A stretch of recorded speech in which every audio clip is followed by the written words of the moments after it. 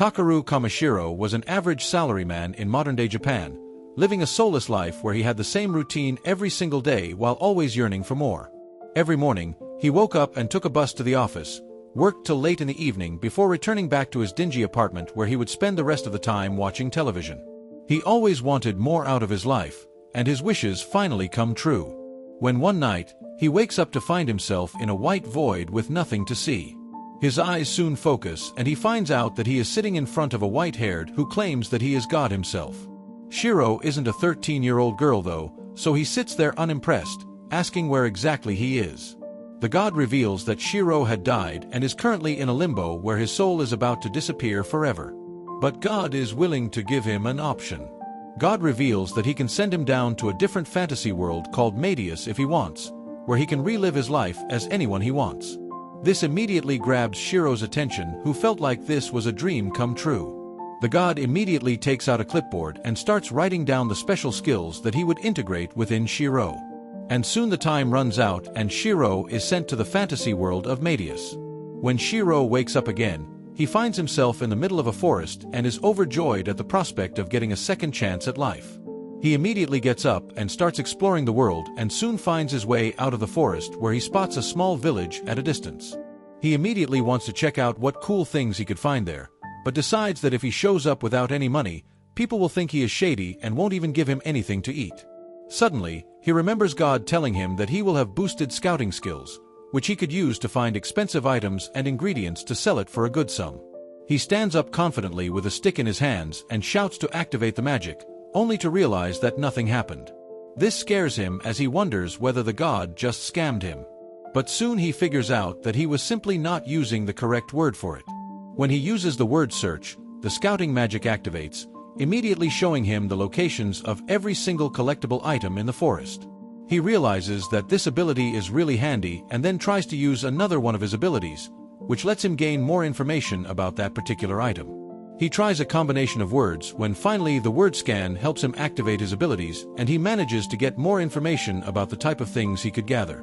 Just like you at a buffet, Shiro grabs every single thing he could and analyzes their levels before putting it all in his side bag, which is also magical, and lets him store as much stuff as possible without any shady subscription fee. With all the materials gathered safely in his tote bag, he decides to move towards the village. A man named Marlowe is sitting outside the village and he's surprised by how tall Shiro is. So, he thinks Shiro must be a warrior, but he mentions he's just there to sell the materials he's collected. Marlowe mentions they don't have a specific shop that can buy everything from him, but he points him to the general store. And as he enters the village, he gets embarrassed because everyone is staring at him. He reaches the store where an old man named Jerome asks him what he's there for since he's never seen Shiro before.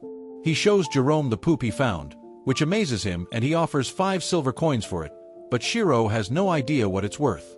He asks Jerome the cost of a night at the end, and he mentions it's 500 rave, where 1 silver is worth a 1,000 rave. So Shiro was shocked by how much the poop was worth. He tells Shiro to show him everything he's got. And seeing the amount of stuff he has makes him wonder what Shiro is doing in their small village. So he mentions that he's just traveling. He offers Shiro a job telling him to gather miser ore from the eastern mountain. Jerome offers 360,000 rave for all the materials that Shiro has, but he can't believe the amount of money he's getting just for a day's work. And Jerome tells him to be careful when he goes to the mountain because monsters might appear. At night, as Shiro lies down in his room, one of the Noble staff members named Ellie brings hot water for him, saying it will cost him 30 rave per use. He doesn't understand what he's supposed to do with it.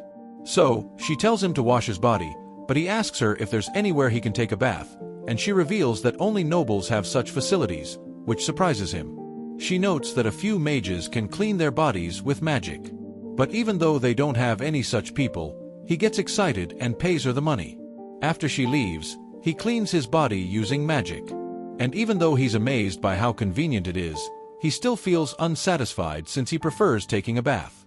The next day, as Shiro goes to collect more materials, he runs into a corpse, which scares him, and he falls to the ground. As he looks around the body, he finds a letter from their sister telling him to stay safe, which makes him feel bad. So, he makes a grave before leaving. After that, he makes a barrier to protect himself from danger. After setting it up, He starts cooking, and as he takes a bite, he's surprised by how good it tastes.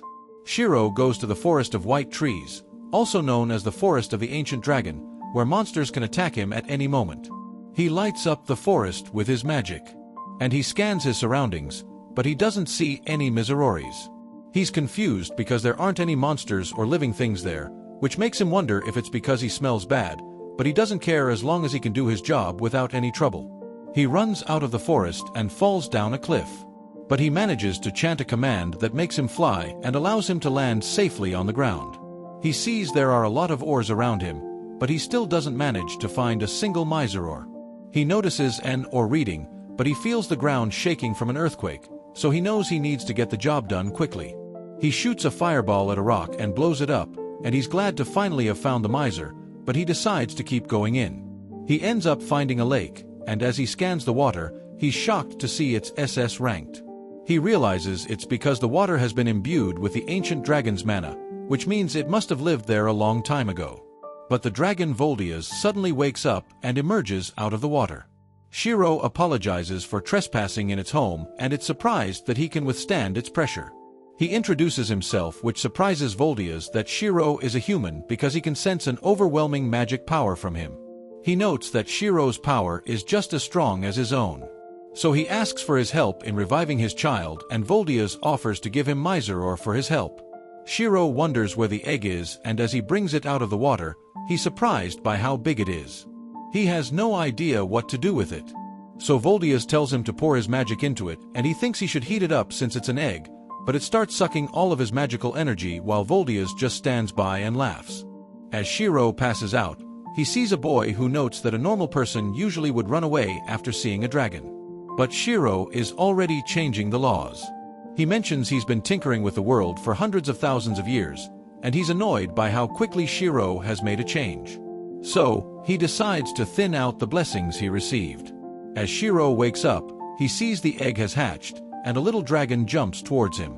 Voldias notes that it already has a real name, but he tells him to give it an alias, so he names her Bee.